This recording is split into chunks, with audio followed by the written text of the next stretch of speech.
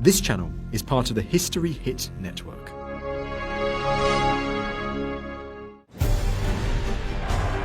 Throughout the course of history, there's been many viciously cruel dictators, but few as deranged as Muammar Gaddafi. This mad dog of the Middle East has a goal of a world revolution. He's a madman. I mean, he's just wacko. Yet for over 40 years, the Libyan ruler terrifies, tortures, and torments the world with one horrific act after another. He was evil to the core, psychotic, to the point that the U.S. government considered him the most dangerous man in the world. This is the story of the Middle East's longest-serving dictator. From his roots as an idealistic young revolutionary to his insane actions at home and abroad, and how his delusions of grandeur ultimately lead to his downfall.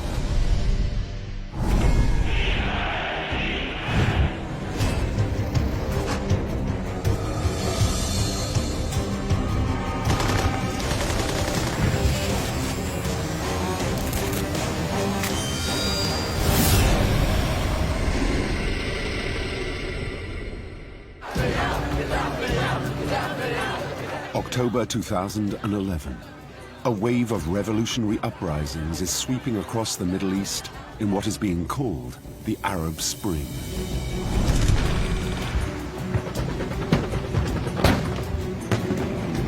In Libya, the 69-year-old dictator, Colonel Muammar Gaddafi, is running for his life.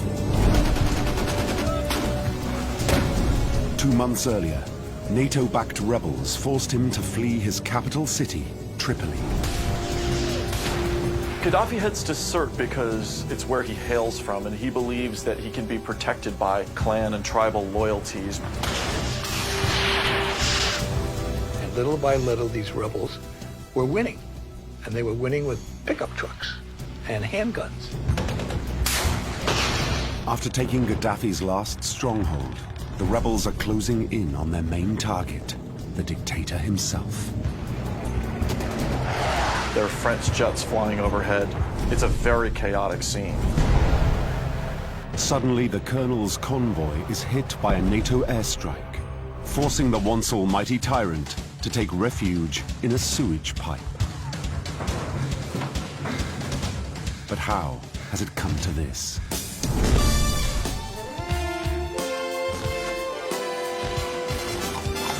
In 1969, Libya is a country dripping with oil money. Over the past 10 years, it's gone from one of the world's poorest nations to one of the richest. But not everyone is enjoying the good times. Most Libyans lived in the country in very impoverished conditions, basically hand-to-mouth. Their ruler, pro-Western King Idris I, is deeply corrupt. King Idris spent a lot of the oil revenue on him and his associates and his family, and not much on the Libyan people. Struggling at the very bottom of Libyan society are the Bedouins. Bedouins are illiterate nomadic tribes that move around just trying to survive. One Bedouin, an army officer, is determined to end the misery of his fellow countrymen by freeing them from Western imperialist influences. Gaddafi in 1969 was an officer at just 27 years old. He was a young, idealistic man who wanted to change Libya. As early as high school, he is recruiting friends that he wants to bring into a revolutionary government sometime down the road. So he planned from way back then, both he and his associates, to infiltrate the army and then use that as the venue to stage the coup. After more than 10 years of planning, Gaddafi is ready to make his move. With King Idris out of the country receiving medical treatment in Turkey, the mission he calls Operation Jerusalem is a go. He makes his way to the Burqa barracks in Benghazi, Libya's second city. In terms of coups, you'd have to give it an A. He moved in seamlessly. The generals and the officers just gave up and let him do it. Not a drop of blood was shed. No shot was fired. Probably one of the most peaceful coups that has ever happened in history. Victorious, at 6 a.m., Muammar Gaddafi arrives at Benghazi Radio.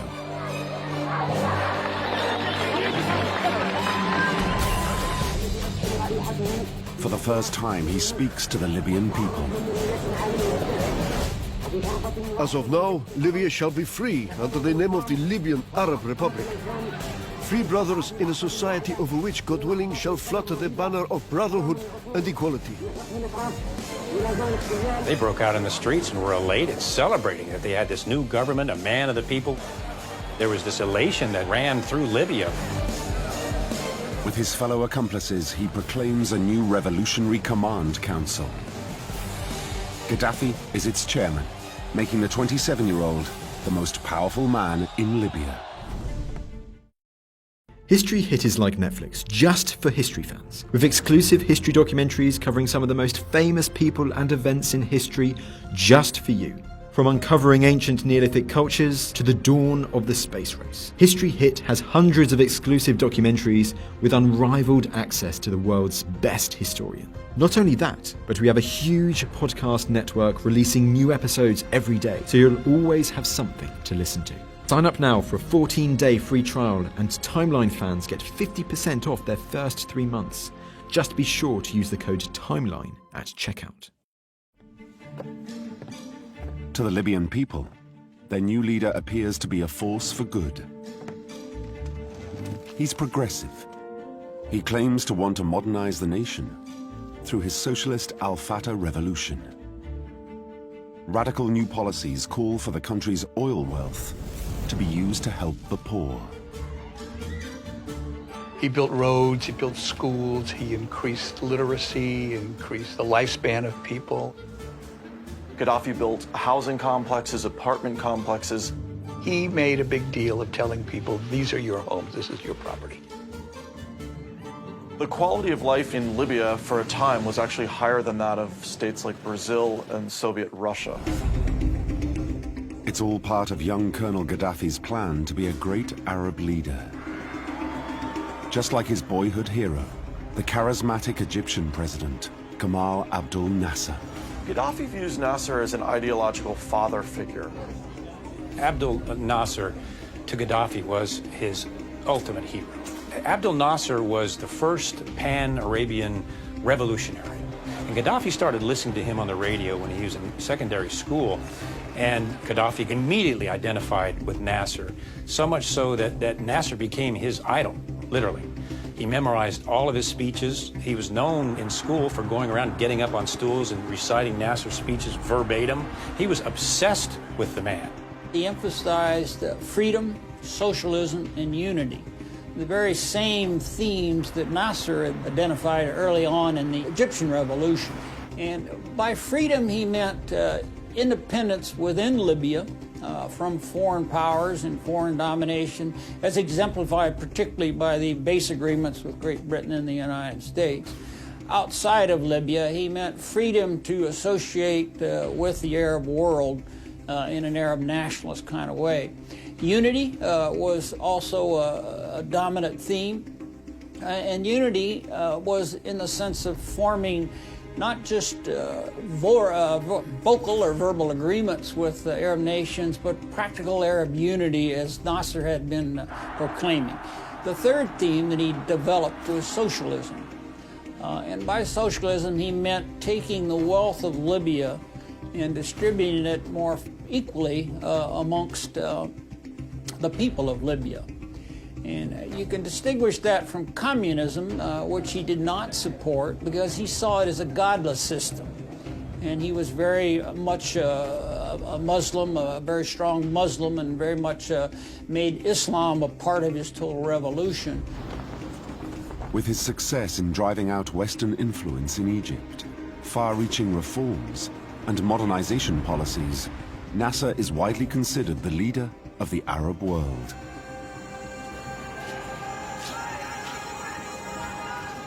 When Nasser suddenly dies of a heart attack in 1970, Gaddafi seizes the opportunity to move from disciple to master. His rallying cry is the Palestinian cause against Israel. Gaddafi despised Israel way back from his very, very early beginnings. He considered Israel as a robber of Muslim lands. To him, Israel is the great symbol of the tyranny of America and the West in the Middle East.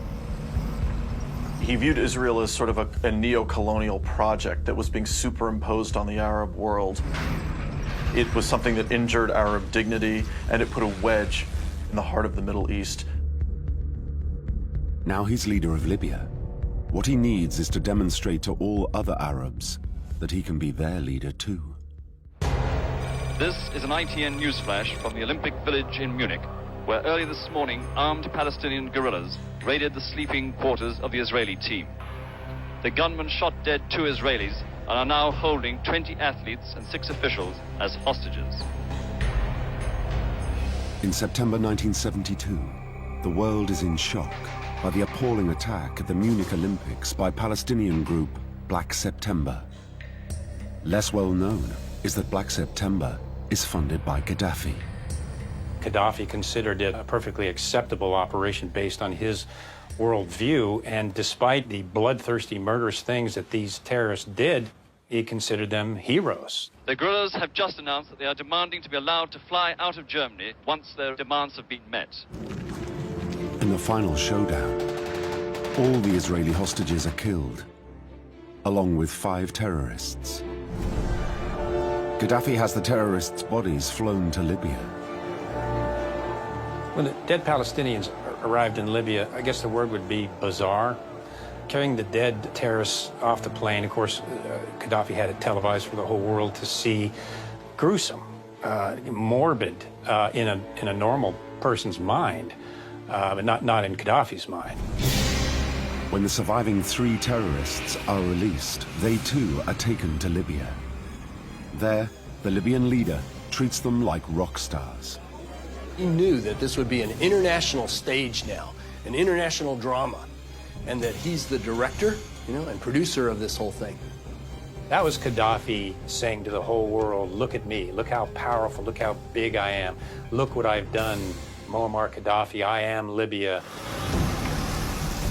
Trouble is, not even the Arab world is listening. For Gaddafi, there's a realization.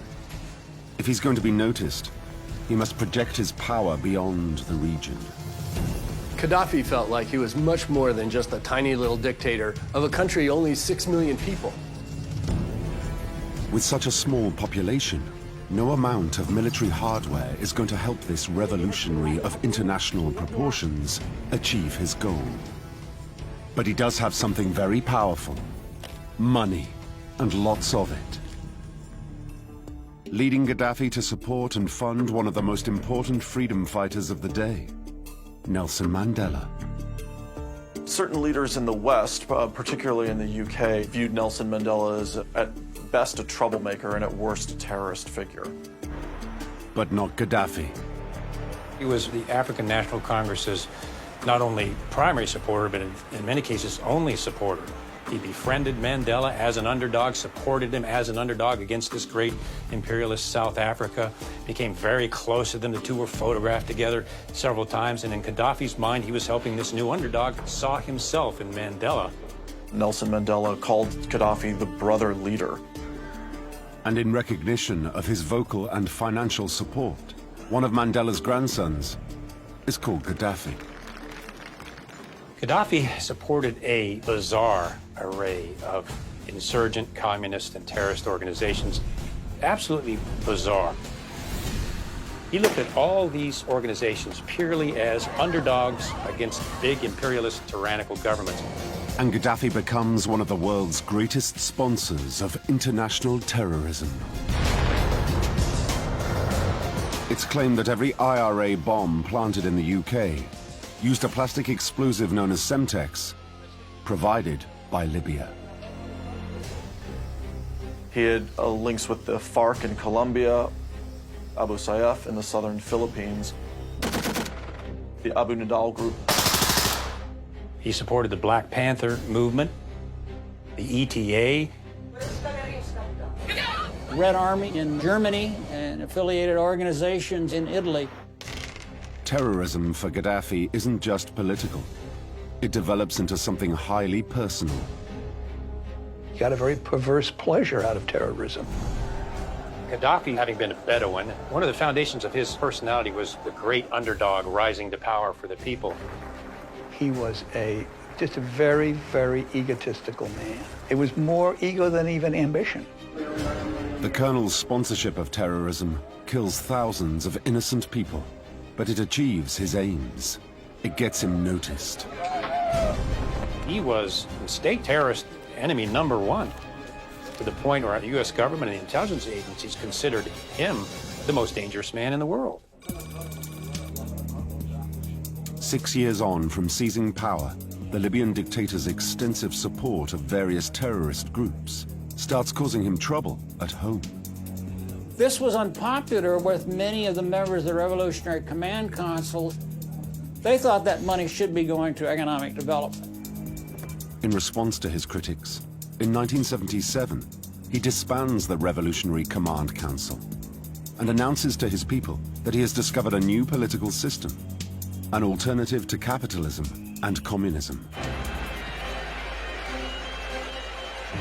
He calls it his Third International Theory, and it's his revolutionary solution to the problems of the entire Third World. It's his bid to be taken seriously as a statesman-philosopher, a vision he spells out in his Green Book. He thought the Green Book was a masterpiece. He thought everyone should be studying it, much like Hitler's Mein Kampf or Mao Zedong's book or our Constitution. In fact, Gaddafi's supposedly visionary manifesto is a rambling mishmash of often contradictory statements. Gaddafi's book was gibberish. One of the ideas was he wanted everyone to have chickens. And he made everybody in the country have chickens. And he gave them chickens and he gave them cages to put the chickens in, including people who lived in apartment houses. People ate the chickens and they used the cages to hold newspapers. And it was crazy. Although it seems comic, the Green Book hides a much darker motive. It's his tool of indoctrination. School children were forced to read it. It was something that was part of their everyday education. Reading that book and looking at photos of him. Part of his ideology is that there is no need for political parties, government, or even laws. Instead, Libyans will have direct democracy through new basic people's congresses. This concept of democracy was a complete farce, and that Libya was really a pure dictatorship, and it was all about Gaddafi. Gaddafi announces he isn't president, or even prime minister, merely the brother leader and guide of the revolution. It's an ingenious move. He didn't refer to himself as the head of state, so there was no way for him to be removed. The brother leader concludes his cutting-edge political theories with a telling statement: those who are strong in society govern. In his case, his strength comes from his vast and vicious secret police network. People never really knew for sure who it was that was spying on who. It was not uncommon to see people pulled off the street, hustled into an unmarked car, and driven away. You don't need to do that too often to too many people that everybody gets a little concerned about, if I done something wrong, am I next? And if Gaddafi decides you have crossed him, he will crush you.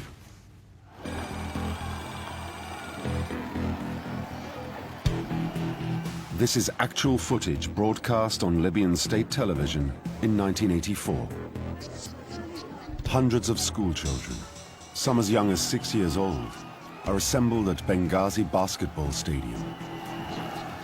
Judges appear and announce they are putting 30-year-old Sadek Shwedi on trial. Sadak Shwedi was a young student who had been studying engineering in the United States. When he returned to Libya, Gaddafi accused him of being part of a plot in Tripoli to overthrow the regime in early 1984. This was a show trial in the grandest possible terms, a huge audience. Sadek is forced to confess despite his innocence and is quickly pronounced guilty.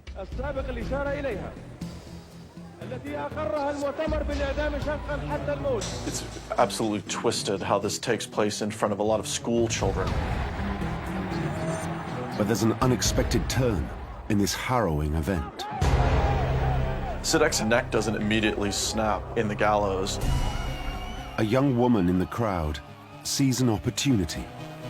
She then comes and pulls Shwedi's legs down in a very brutal fashion. Millions watch as she kills Sadek and becomes known throughout Libya as Huda the Executioner. And Gaddafi sees to it that she is made one of the richest and most powerful women in the country. An example to all Libyans of the rewards for being loyal to the brother leader. But public executions at home aren't enough. He will pursue any Libyan who opposes him, wherever they may hide. Gaddafi's intelligence services span the world. So Gaddafi could reach you in Cairo, in London, in Paris. Gaddafi had ways of finding dissenters. He calls his exiled opponents stray dogs and savagely hunts them down in the streets of Europe. He wanted these killings to be public. That was part of his MO.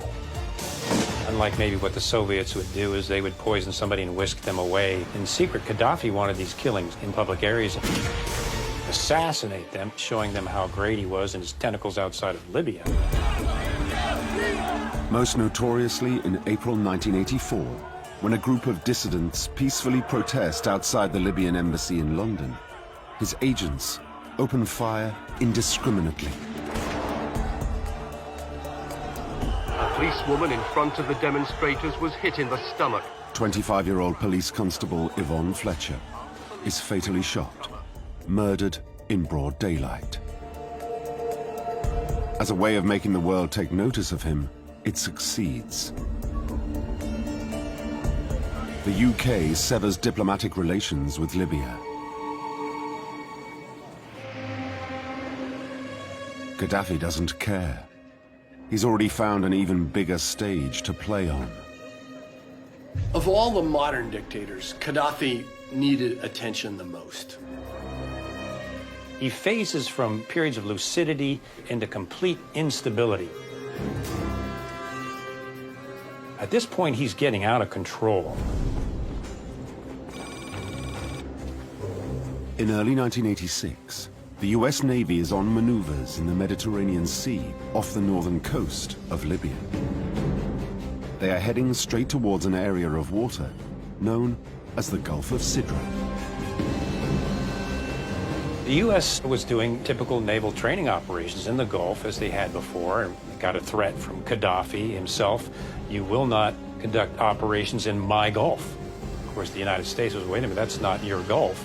Those are international waters. And Gaddafi said, no, the Gulf is mine. You cross the line of death, and you'll pay the price. Libya fires 6 missiles at US planes. America retaliates by sinking 3 Libyan patrol boats and destroying a missile installation.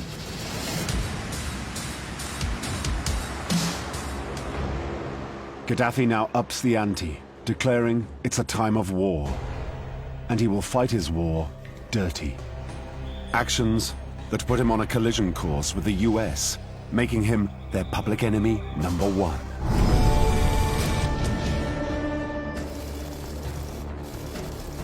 US intelligence agents in West Berlin intercept a strange telex from the Libyan East German embassy.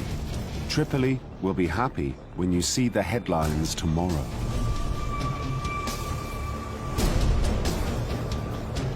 Just hours later, a woman walks into a West Berlin nightclub. The La Belle nightclub was known as the American place. It's where the soldiers used to hang out and their families. And if you wanted to hurt Americans in Germany, that was the place to do it. And tonight is no different, with the dance floor packed with American soldiers.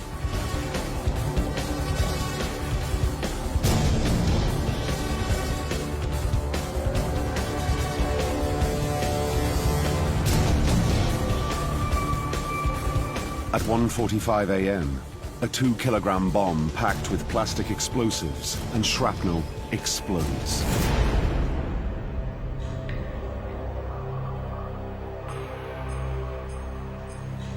Three people, including 2 American servicemen, are killed.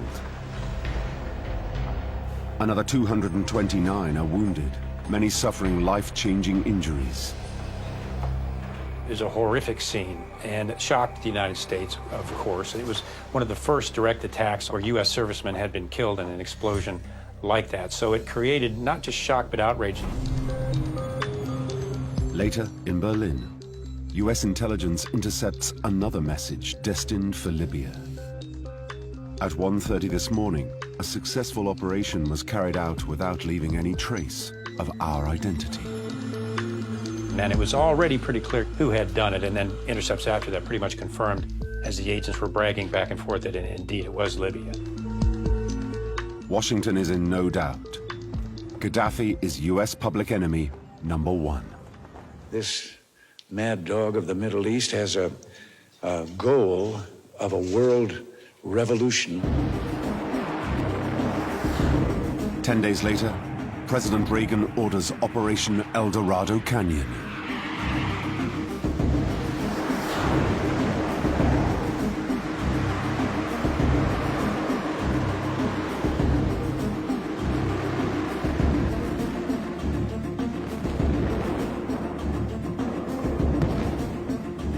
Gaddafi's Bab al-Azia compound is hit. But despite his home being flattened, he escapes unharmed. Though he claims not all his family are so lucky. Gaddafi came out with a bleeding heart statement that they'd killed Hannah, his adopted daughter. He sought to use that as a means to depict himself as someone who was under fire from the great Satan, from the United States, and use that as a means to build popular support for himself and his regime. And rails against the West. Your government is a terrorist government.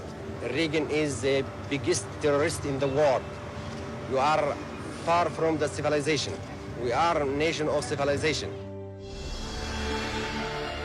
Yet not all is as it seems. It turned out to be an absolute hoax. His daughter was not killed at all. But the truth is not going to stop Gaddafi having his revenge on the U.S. In the immediate aftermath, you could almost see that he was mentally deranged by the attack. He was relatively unstable, but he was crazy like a fox. You couldn't do that to Muammar Gaddafi, the great one, the brother leader. Anybody that did that, well, they had to be put back in their place.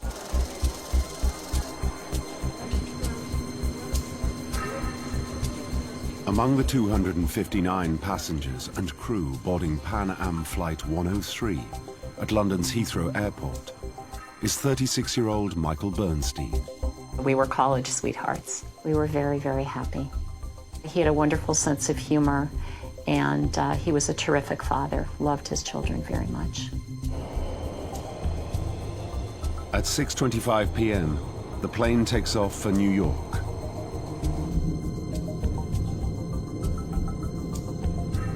By 7:03 p.m., Pan Am Flight 103 is 31,000 feet over Lockerbie, Scotland.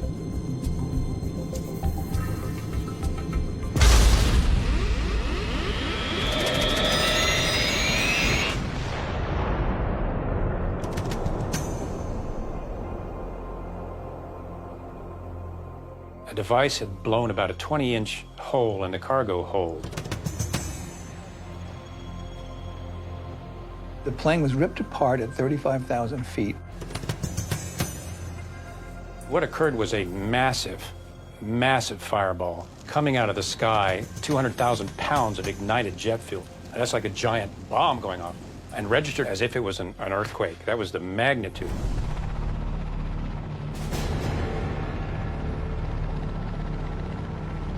It wiped out a dozen or more homes. Some people in those houses were obliterated. They never found any remains of anybody. 270 people are killed in the Lockerbie disaster, including Stephanie's husband, Michael. It wasn't until I was in the basement on the exercise bike watching the news that I saw a news story about this plane that had gone down in Scotland. But I had the proverbial sick feeling in the pit of my stomach, knowing that it could have been his plane. My son came downstairs first, and he had just turned 4. So 4-year-olds don't really have the concept of death being irreversible. And then when my daughter came downstairs, she looked like she had been punched in the stomach because, of course, at age 7.5, she did understand what it meant. It was the hardest thing I've ever had to do in my life.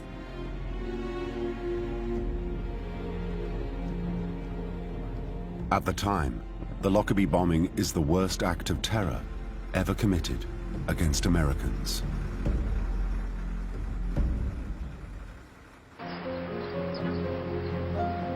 Back in Libya, Gaddafi denies any links to the bombing.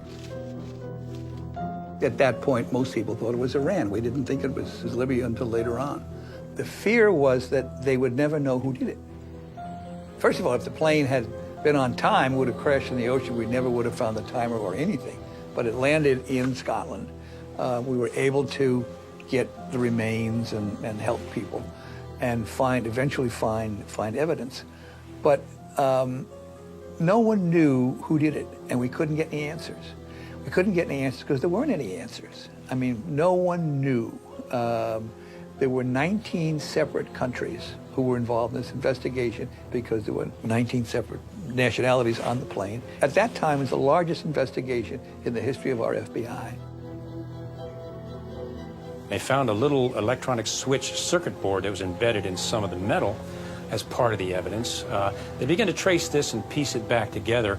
They traced the circuit board to the same triggering device that a Libyan agent had used earlier to try to detonate a Semtex bomb in a failed terrorist attack. Same type of circuit board. They also traced it to a shipment of the same circuit boards that were sold. A large number of them were sold to the Libyan military. So they were pretty certain that that circuit board came from Libya. But despite those denials, an almost 4-year investigation reveals 2 Libyan agents planted the bomb on board the plane. It would change the game for the CIA in the United States. We had an enemy on our hands now that could do this sort of thing, that could carry out this kind of sophisticated plot undetected. In response, the United Nations imposes tough sanctions. Gaddafi became something of an international pariah. That did not suit well with him because he had always envisioned Libya as too small a playhouse. So it was a very difficult pill for him to swallow. The Libyan dictator's response to this isolation is to sink even further into cruelty and lust for revenge. His methods will become ever more deranged. One example can be seen in his treatment of his one-time foreign minister. Mansour Rashid al-Kikia defected in 1980. For 13 years, Gaddafi bides his time.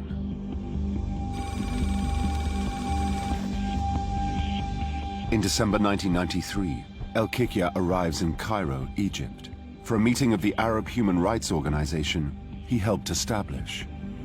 To have one of your own who you have trusted turn against you and make strong public statements and organize against you abroad. That was beyond the pale in Gaddafi's mind, and he felt he had to deal with al-Kikia. Gaddafi's agents are waiting for him.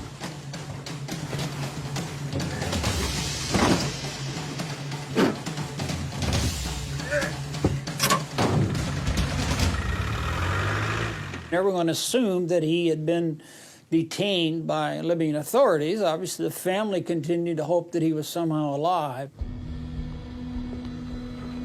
In fact, only one person ever sees him again. That person is Muammar Gaddafi, and he keeps him in his freezer. An evil, evil man.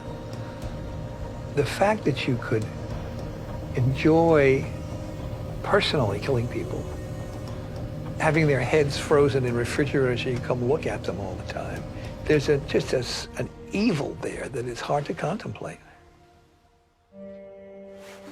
Isolated and marginalized from world affairs, the man who wants the entire planet to know his name and fear him sinks deeper into madness, making himself feel better by inventing ever more ludicrous titles. Imam of all Muslims, Dean of Arab rulers, King of Africa's kings. His attention-craving megalomania even starts to affect the way he looks.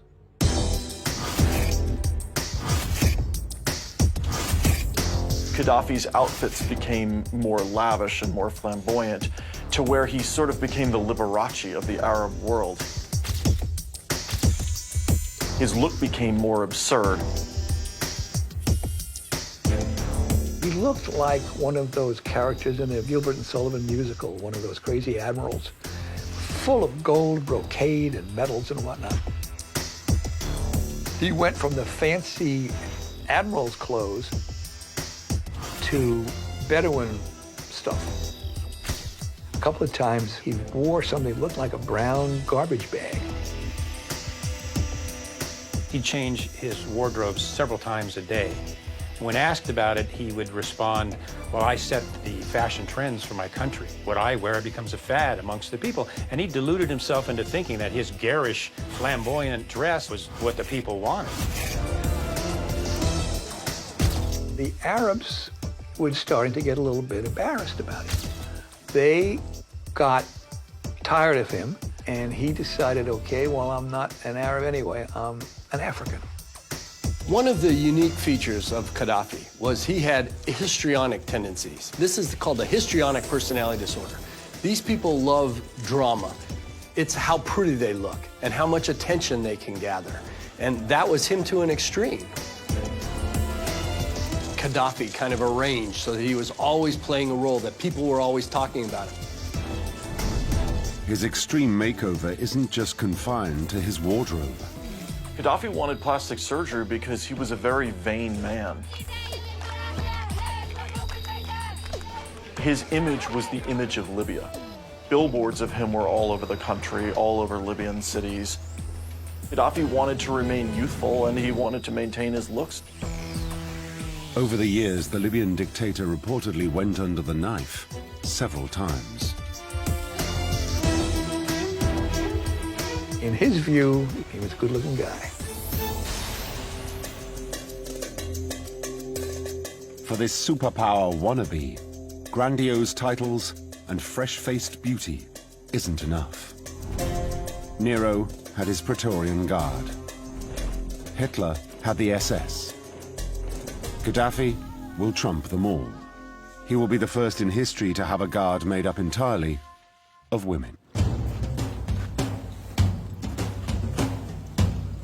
In classic Gaddafi style, he establishes some bizarre entry requirements for his Amazonian bodyguards. To be an Amazonian bodyguard, you have to be tall, you have to have long hair, you have to be beautiful, and you have to be the girl you would notice immediately. He would notice immediately. That's very important. Soon he travels everywhere with his phalanx of Amazonian guards, to the international media's delight. He knew absolutely, perfectly that that would attract the attention. Publicly, Gaddafi is a big defender of women. He's a guy who really fights for their freedom. He wants to liberate the Arabic woman. But the private reality couldn't be further from the truth.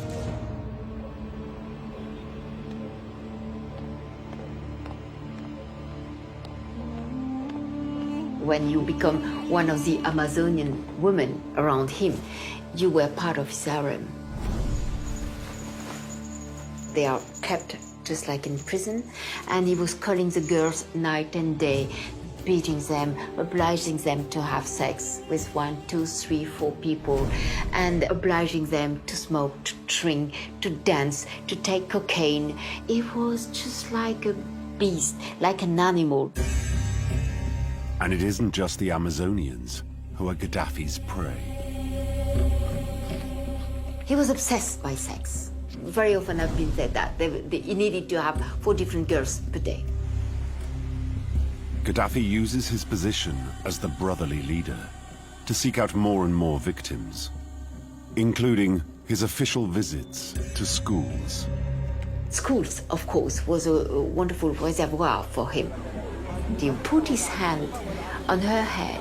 That was a signal for his bodyguard to say, this one, I want her. And she could say bye-bye to her childhood. He would go to weddings and pick out girls that he wanted to have kidnapped and raped. In some cases, they'd be killed and then never found again.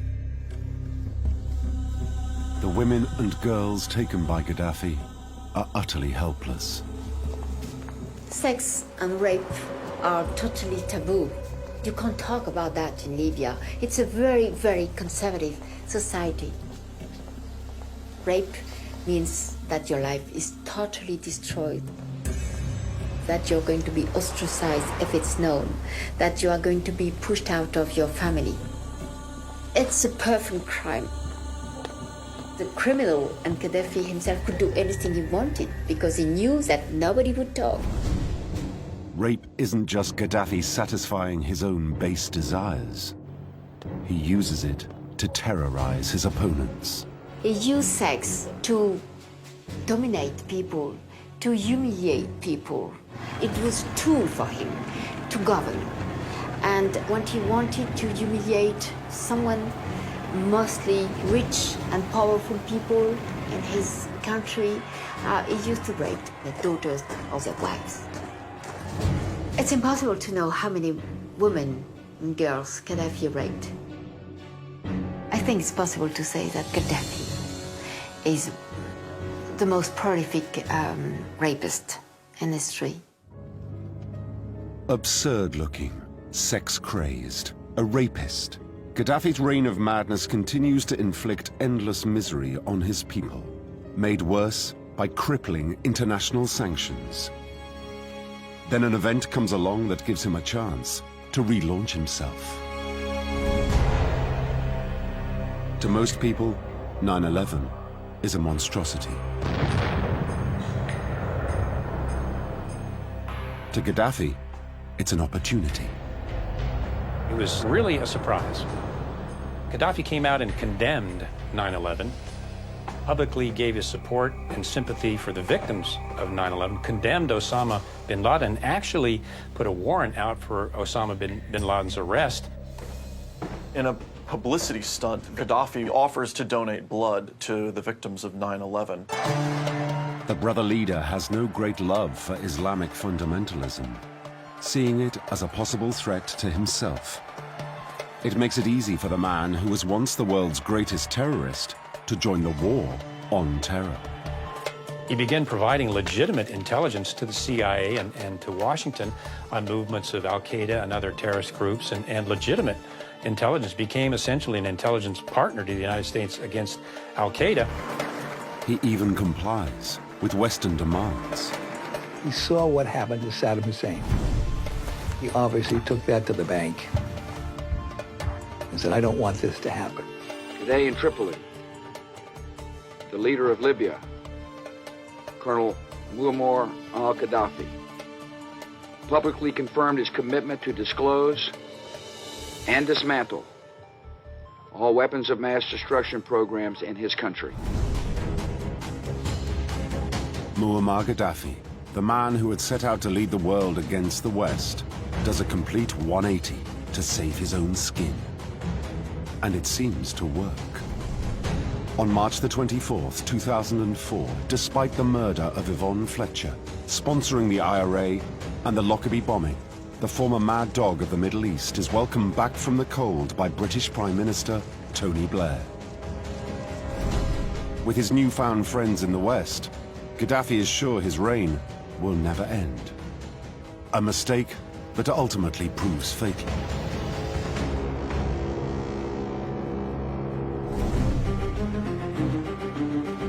By September 2009, after 4 decades of trying, it seems Muammar Gaddafi's dreams of being an international statesman are coming true. Despite the years of systematic murder, torture, and rape to maintain his tyrannical regime, the Libyan dictator is feted by world leaders. He was such a con man that he thought he had everybody fooled.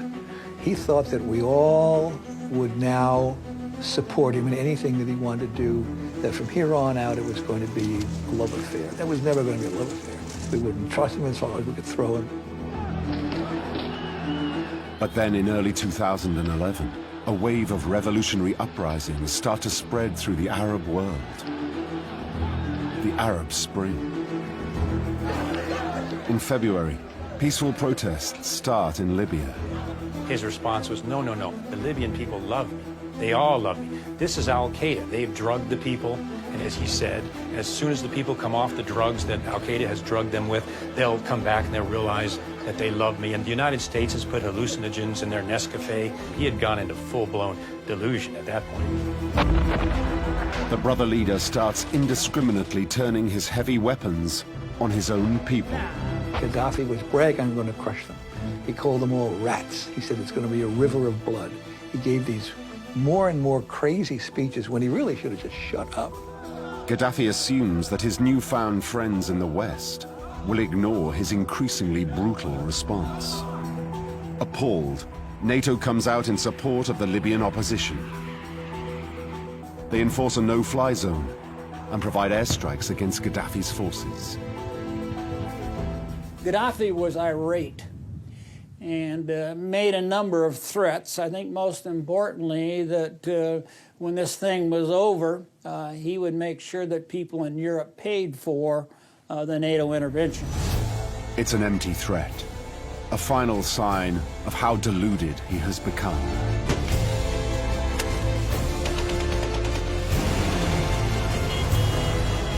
By October 2011, the 69-year-old Libyan dictator is desperately fleeing from city to city as the Western-backed rebels take over. Gaddafi was going down with the ship. He had no intention of abandoning Libya. He had no intention of relinquishing power. When the rebels take Tripoli, Gaddafi goes on the run, and he eventually finds himself in Sirte, which is his hometown. Within weeks, Gaddafi is forced to flee even there.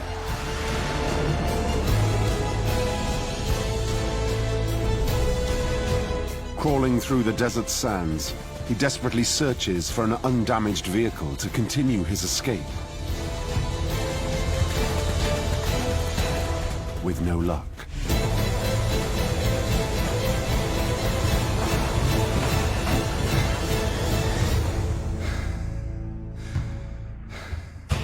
A few minutes later, reality finally catches up with him.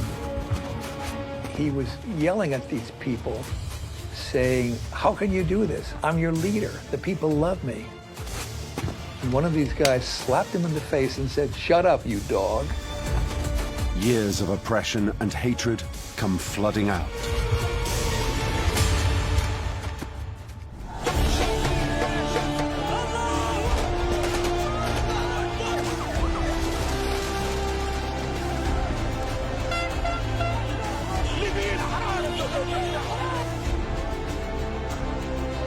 After 42 years, Gaddafi's reign of terror is over. I think half the country marched by to see him dead on that dirty mattress. We didn't make sure he was dead. They just wanted to see it, that it was over. At last, Libya is free. A moment one of his victims, Stephanie Bernstein, remembers well. I remember very clearly the day that Gaddafi was killed, and I was on the phone with my daughter. And I said, and we began to cry, he can't hurt anybody anymore.